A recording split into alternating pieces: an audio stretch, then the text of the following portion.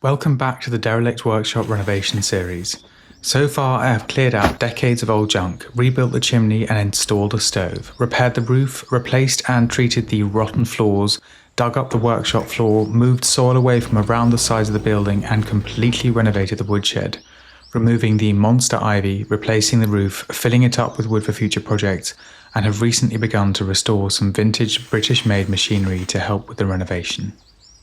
In this episode, I'll be removing layers of old flaking paint that have built up over the last 100 years before applying a fresh, breathable coat of homemade Limewash. I'll also be testing two different types of gutters to help manage water runoff and reduce the damp that's been slowly eating away at this building for decades. Over the years, the walls have been coated with a mix of different paints, starting with traditional Limewash, then layered over with acrylic emulsion and possibly even some old lead-based paint. This combination hasn't aged well. In many areas, the surface is bubbling, peeling, and is continuing to trap moisture inside the walls. The lime mortar between the bricks is very soft, so using a pressure washer to remove the loose paint could potentially cause damage. But with a careful approach, I found it was actually quite effective, quickly stripping away large areas of loose paint while preserving the mortar beneath.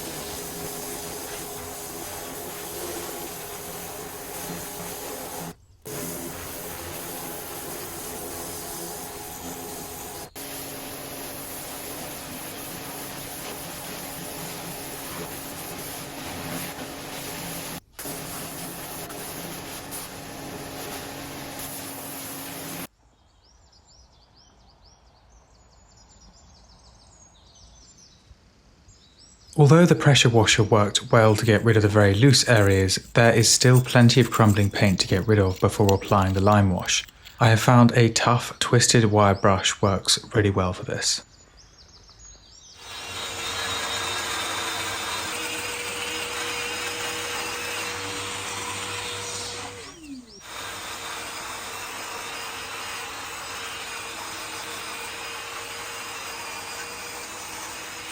So we've got bare brick here, bare lime mortar there, and also some leftover paint, some of which is old Limewash, some of which is more modern paints.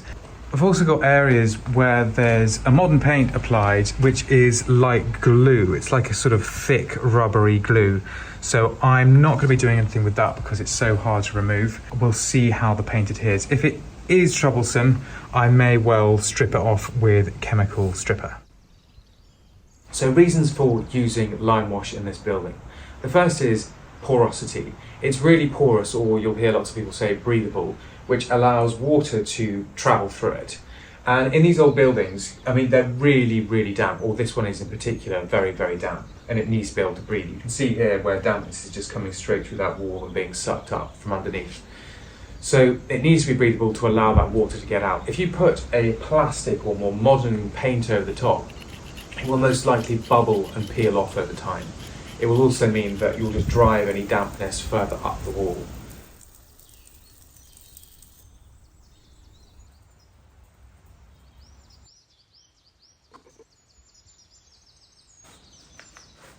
For this Limewash, I'm using hydrated lime that's mixed with water until it reaches the consistency of whole or full fat milk.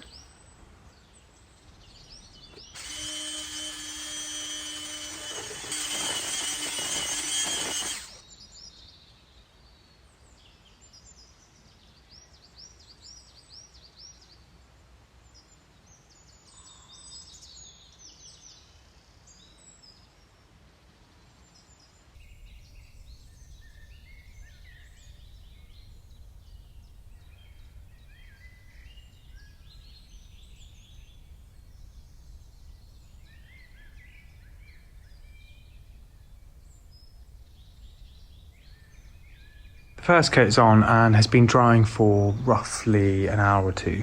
It feels like it's a bit too clinical. I'm not sure I like the feel with the white. I much prefer the warm colours of the old bricks. I could put some pigments in the next layers of paint, but what I've done here is I've partially angle ground or wire brushed the Limewash off this section above the chimney, and I think I really like it. It's got the combination of the brightness of the new lime here and in the gaps, and it also has the character and colour of the original bricks underneath. So I'm going to have a go at lightly wire brushing this whole wall.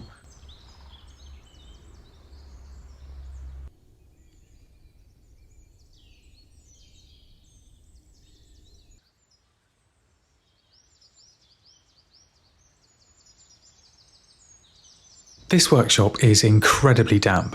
I'll be dealing with that using external surface drains and possibly a chemical damp-proof course at the base of the walls, but one big and quite quick improvement will be gutters, to stop water from streaming down and soaking into the walls.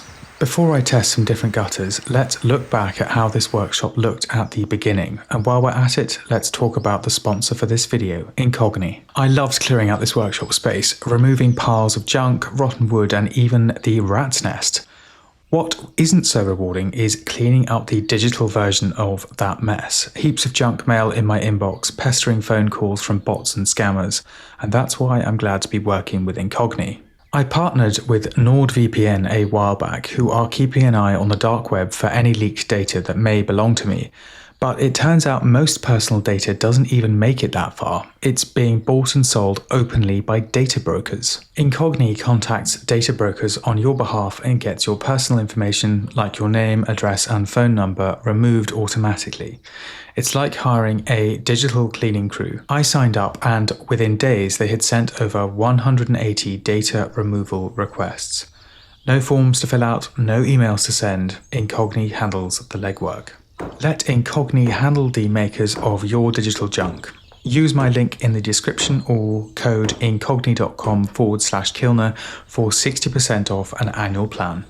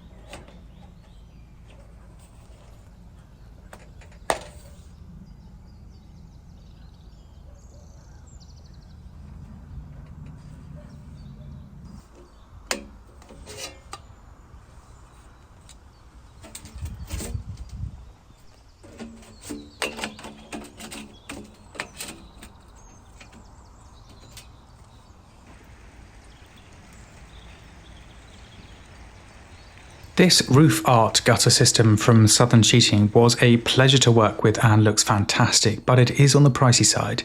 So for the back of the building, I went with some standard PVC guttering I picked up for free from Facebook Marketplace. I'm definitely tempted to upgrade to galvanized steel for the rest of the building, but what do you think? Is it worth it? Let me know in the comments.